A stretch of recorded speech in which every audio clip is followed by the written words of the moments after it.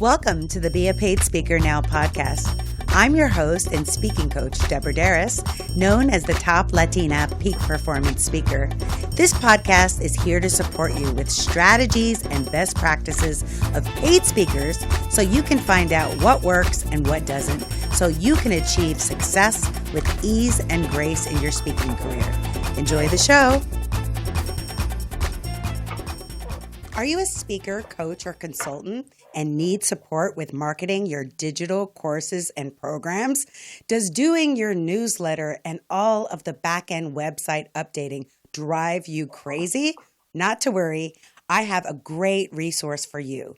Enrich Digital. She helps you eliminate all of the technology overwhelm by doing it for you. Isn't that fantastic? If you want more information, go to enrichdigital.com to meet the tech goddess.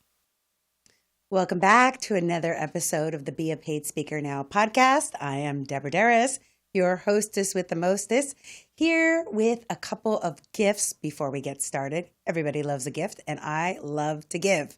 So one of the things that I've been hearing from you on social media is that you want more. You love the podcast, but you want step by step. How do I get started as a paid speaker? So I created a free webinar.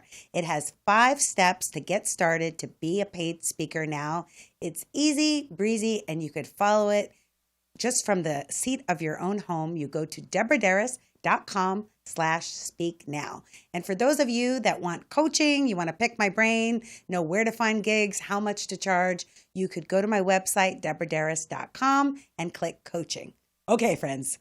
Let's get started. Without any further ado, I want to introduce our amazing guest today, who is so special to me. She is not just an amazing speaker, famous TED talker. She's my friend and inspiration. It is Sarita Mabin. She is an international speaker, communication expert, and author of the book, If You Can't Say Something Nice, What Do You Say? During the past 20 plus years as a speaker, Sarita has spoken in all 50 states, 9 other countries, ooh la la, and on the prestigious TEDx stage. She is a former university dean of students with a master's degree in counseling, a Toastmasters humorous speech contest winner, and the past president of the National Speakers Association San Diego chapter. Please help me welcome my friend and yours, Sarita. Hey, Deborah, how are you? Hi, Sarita. So nice to see you, friend.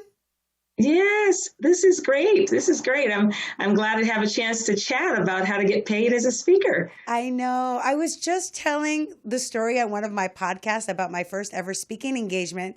And guess who paid one? Guess who was the keynote speaker? You. You were, remember in San Diego, Mission Valley?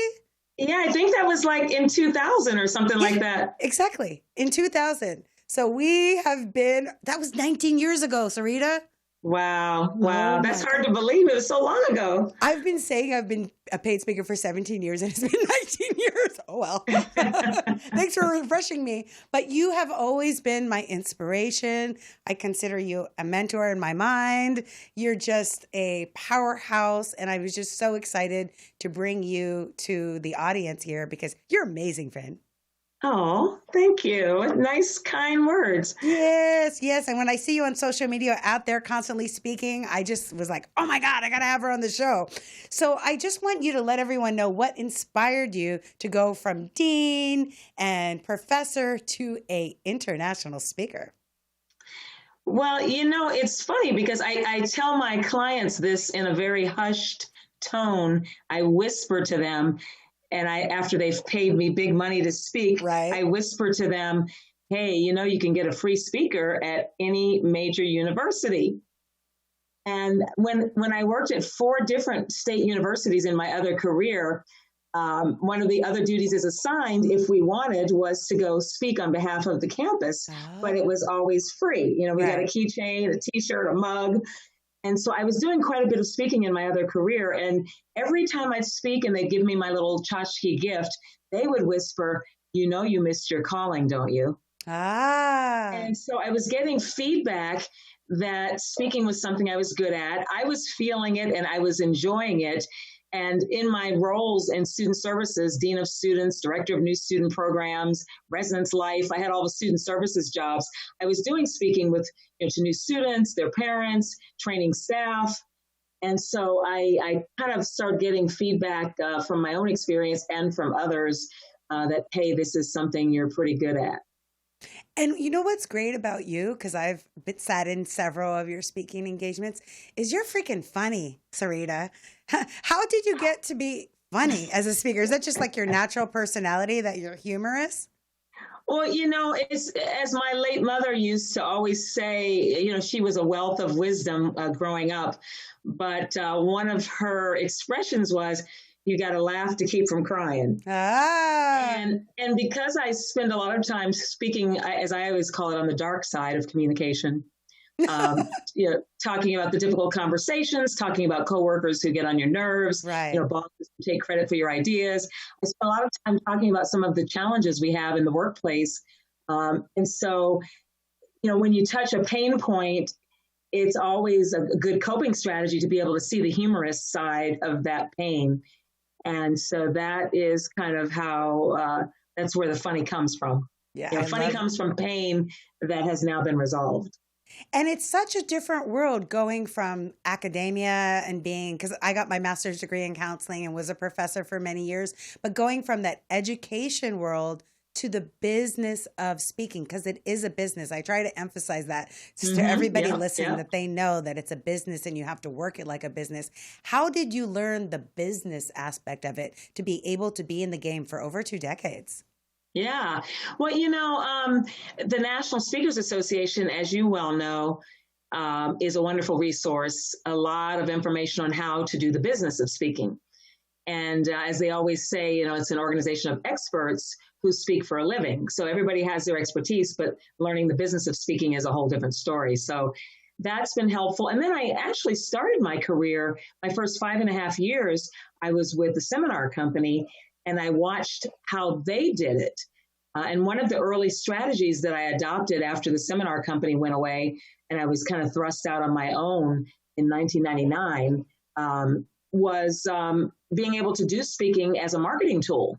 You can spend all day doing cold calling, but really, unless you're famous, nobody cares. Right. And so I found that using the seminar company model, doing any kind of free speaking locally to market myself became a very good opportunity for generating business.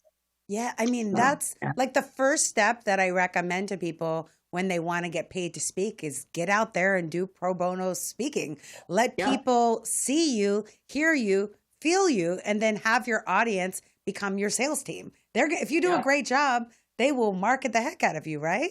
Exactly.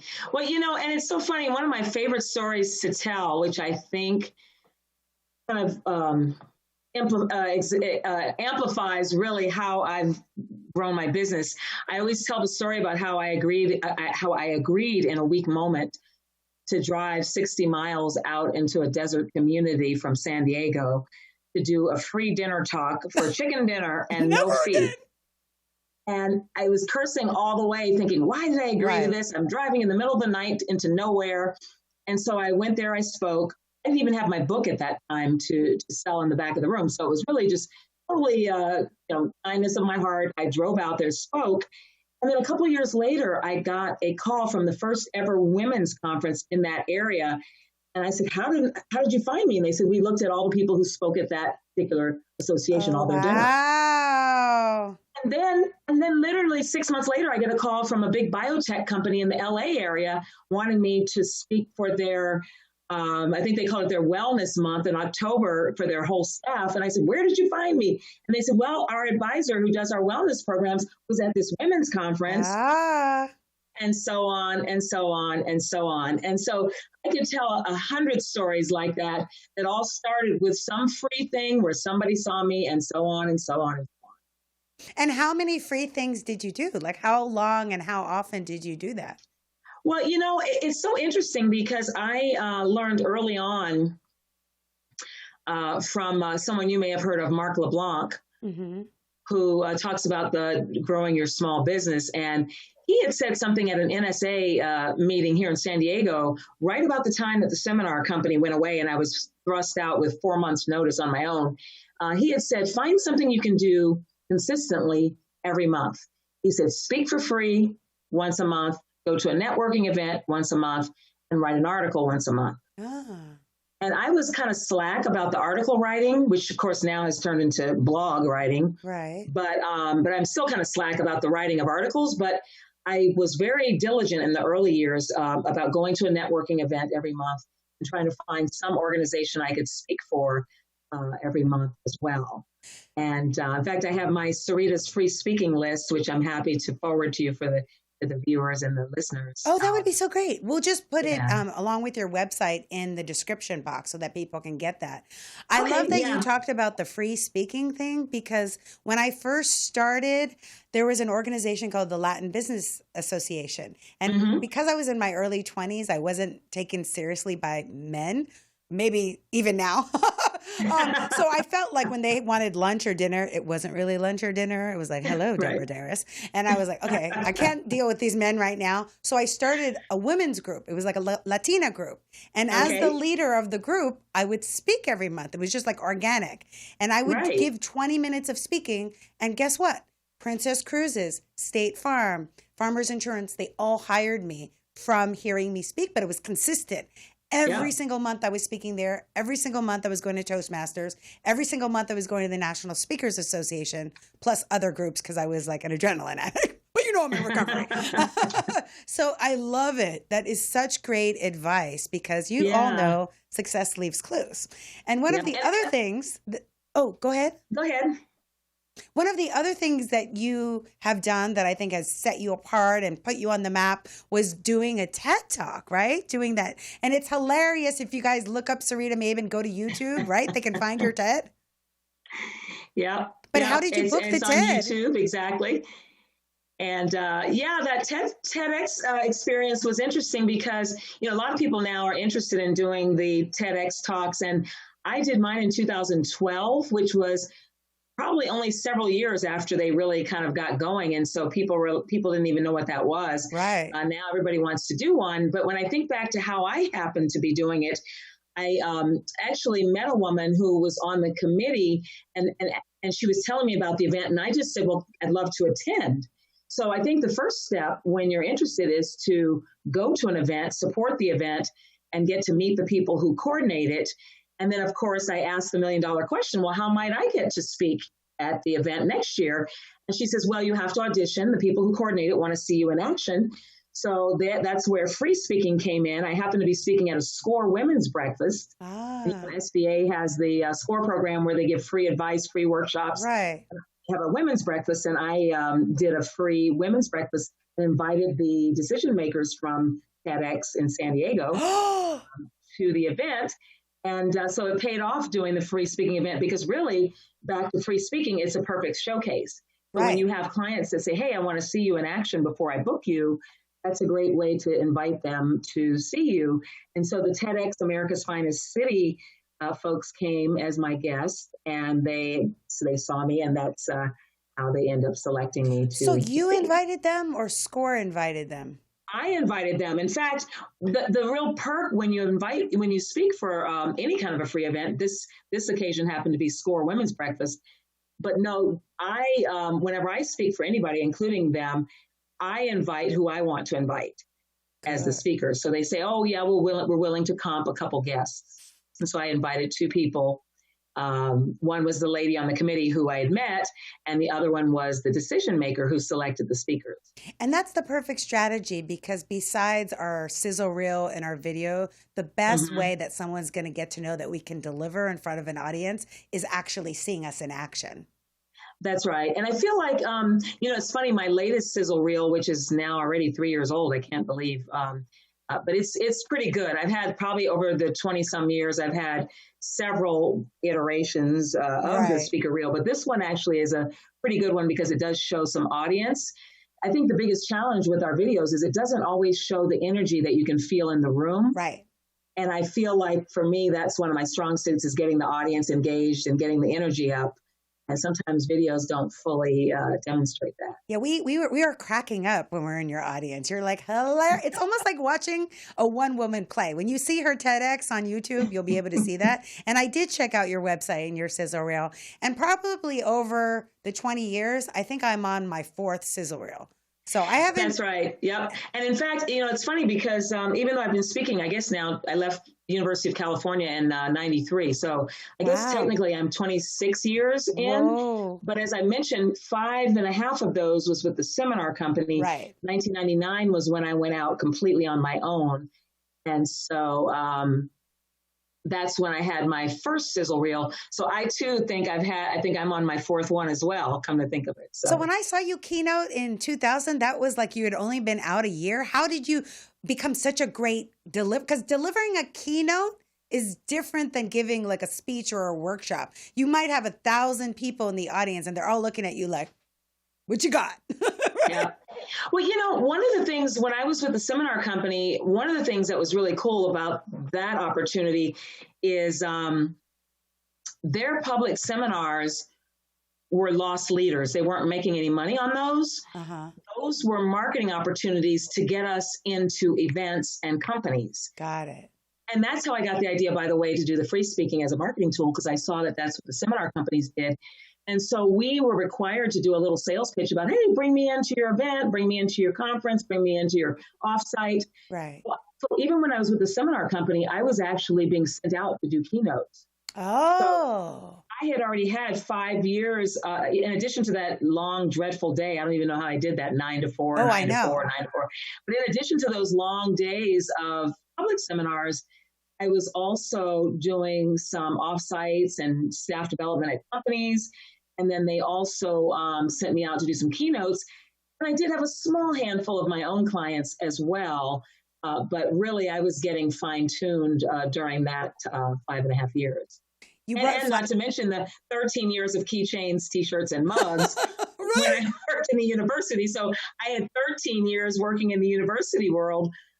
Now I'm sounding really old. But anyway, yeah, I had a long track record in the university world. So, I feel like really I had almost 20 years, well, let's say 18 years. Yeah, so I had pushing 20 years of practice before I actually became a full feed paid speaker. And I think it's really important for people to know, because some people listening may think, okay, I'm going to do my first speech. Where's my $5,000? It's like any expertise, any craft, anything that you want to be great at, you practice. And my being a professor and also doing train the trainers in my job for 15 years before I became a speaker gave me so much stage time, which enabled me to get on stage and feel confident, still nervous at times, but to be able to deliver, because that's not easy.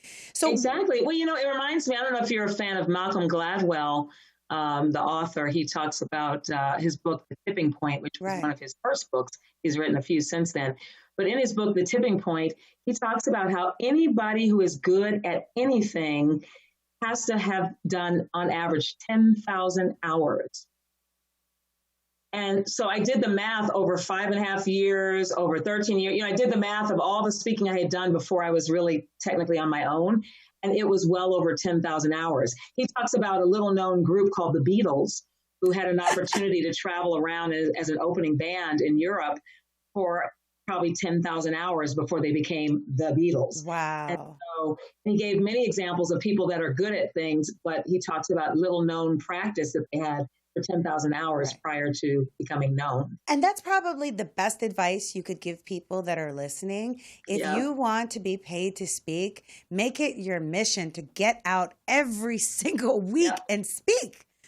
Not just once a month, but as much as physically possible, even if it's at a Toastmasters meeting, even if it's a webinar that you make, even if it's a little conference that you create, because that's how people are going to see you. So what other marketing? And, it's funny you mentioned Toastmasters, because when I was working at UCSD, University of California, San Diego, I was a dean of students, assistant dean, and then a dean of students for a while. And people kept telling me, oh, you're really good at this speaking thing. That's when I was involved in Toastmasters. My last 3 years in my other career, I was in Toastmasters, because I wanted to find out, well, what is good? What is it that they're saying that's working? What doesn't work? and I needed the specific feedback of Toastmasters for those who are interested in actually getting the fine tuning on the speaking part. Toastmasters was really helpful in kind of polishing up my rough skills that I already had. Yeah, absolutely. I recommend Toastmasters to every single person that I coach. I'm like, you must go to Toastmasters. It's required. So now that you've been in the game for a while, what is one of the recommended marketing strategies or tools that keeps you out there speaking? And do you want to be out there speaking as much as you did before?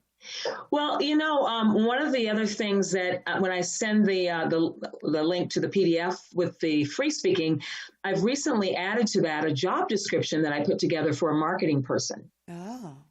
And now, of course, I'm listed with a number of speakers bureaus that book me, and I also have a marketing person who I've used even before the bureaus paid me any attention. And people say, well, how do I get somebody to market me? What do you look for in a marketing person? And I'd actually had a chance to speak for the NSA New England chapter last year. Randomly, somebody invited me. They heard about my free speaking list and my marketing person. And so I put together a job description for people interested in having someone help market them, because I find there aren't enough hours in the day to do the follow-up calling, even for warm leads. Exactly. When you get cards from an event, who has time to do all that follow-up? And Ain't so nobody got time for that, friend. What's that? Ain't nobody got time for that. Yeah, exactly. So I do have a job description that I put together of what to look for if you're trying to find someone to help market you, because there's nothing like a third-party endorsement saying, hey, she's great, she's wonderful, better than us saying, hey, I'm wonderful, hire me, hey, I'm so great. That is not nearly as powerful as a third party calling on your behalf. Oh, I love it. I love it. That's such great. Thank you so much. We need a marketing person that will change our lives. And so the speakers bureaus, did they just find you from seeing you speak, or how did you get hot in all the bureaus? Okay, so I basically stalked them since 2014. So for 15 years, I've stalked them. And I say that kind of half jokingly, but really seriously, because I'd always keep sending them things. Oh, here's my latest speaker video. Oh, here's my latest speaker sheet, the 2-page summary of all my topics. Hey, here's my latest. And here's a little Happy New Year card. And here's so I feel like I stalked the bureaus for a very long time. That's wonderful. Because in 2000, would you believe in 2004, I had a brand new spiffy 4-color packaged VHS. Me too. Me too. I would send tapes. 2 weeks later, everything went to DVD. Oh my God. For the longest, I had a stack of these packages and boxes in my garage, and I finally had to throw them all away. Me too. But anyway, I say that only because it's only been in the last 5 years that I feel like the bureaus have really started to pay attention. So for 10 years, I think I hounded them relentlessly. Wow. And one of the things that was helpful is I actually started paying a membership fee for eSpeakers.com. Right. And eSpeakers is a platform where you can actually post all of your calendar, you can post your topics. And what I like about eSpeakers, in fact, the reason I'm willing to pay the monthly fee is because there are a lot of speakers bureaus that populate their websites using the database from eSpeakers. And I'm going to say that really slowly. They actually use eSpeakers to populate their website. And if you're not on eSpeakers, you cannot go on their website. Oh, wow. And that is why I just figured that out in the last couple of years. And I started saying, you know what, I'm going to go ahead and pay the membership. I gave up my membership because I didn't know what it was doing for me. Girl, I'm going to get it back. Write that down. Yeah, because I did too. For many years, I had given up the membership. And I'll tell you, when it occurred to me as a bureau, somebody had randomly reached out asking for a communication speaker. They wanted somebody in Southern California. So one of the bureaus reached out to me, and he actually had my original, like 1999, maybe 2000 headshot, old information. My book wasn't even out yet. And he said, it's showing that your fee is X. And I said, no, my fee is Y. And he said, well, it says on eSpeakers that this. I said, what? So even though I canceled my membership, I didn't realize I was still on there in my old iteration. I might still be on there. You probably are, Oh because my they never God. took anybody down. And so what happened was, he says, well, I can only put on my website what is on these speakers because I use their platform to populate my Oh, site. And I discovered that a lot of bureaus do oh that. So wow. because I renewed my membership, I updated my fees, updated everything. Then I immediately went on a ton of bureau sites because they're just using eSpeakers as their back office. And so all of a sudden I'm on all these bureau websites after I had been stalking them independently for 10 years. So I love your whole stalking thing because one of the things that people that are wanting to be speakers, that's why I say it's a business. It's a yeah, hustle. You know what I mean? it's I a say hustle. align for success, but there's a little bit of hustle involved, right? We're salsa dancers. We know about putting your hips into it. So you get out there and you put yourself out there and you have the courage and the confidence to be visible and let people Yes. know I'm here. I'm here to serve, right? Yep. Yep.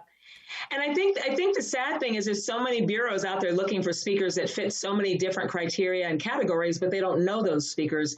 And so, all those years of different following up with different bureaus, eventually somebody asked for somebody who fit my bill, whatever they were looking for in my topic, my style, my demographic, my geographic, whatever. Right. And so, yeah, they got to know we're out there. I'm so glad that they're still using professional experts and speakers because in this world of celebrity and influencers, like I missed out on a keynote speech at a conference because they wanted somebody that had more Instagram followers, right? Yeah. It was, Yeah. you know But, what I mean? I totally get that when you have a conference and you've got 5,000-6,000 people, how many ever people you have, they need someone who has a high profile to be able to draw the people to the conference. Right. So, if you can get Oprah and pay Oprah's fees, if you can get Michelle Obama, Right. more power to you. Exactly. I'm happy to take the second slot down, the step down, general session speaker, Right. and get paid my full fee. That's fine with me. Yes. Well, thank you so much for your time, for your energy. Big hug. I'm going to come out on the train and I'm going to see you. We're going to set a date. We're going to go salsa dancing. We're going to catch up. I'm going to take you to dinner, wine, everything. I just so appreciate you. And I just know that everyone listening is like taking a million notes, and you don't have to, because did you know we are now transcribing all of the podcasts? So you could just go to deborahderas.com and click podcast and get all of the notes for each and every show. Thank you so much, Sarita. And those of you that are listening and want to book her to speak, and I know you do, you can go to saritamaben.com. Yes? Yes. And I'll put that website right there in it. And thank you so much. And thank you all for tuning in. And thank you all for stepping out, because I truly believe you are a messenger for a very important message. Thank you for tuning into the Be a Paid Speaker Now podcast. If you want to be a paid speaker right now, you can download the 5 steps to get started as a paid speaker right on my website. Just go to deborahderas.com/speak now. And remember, with the power of synergy, anything is possible.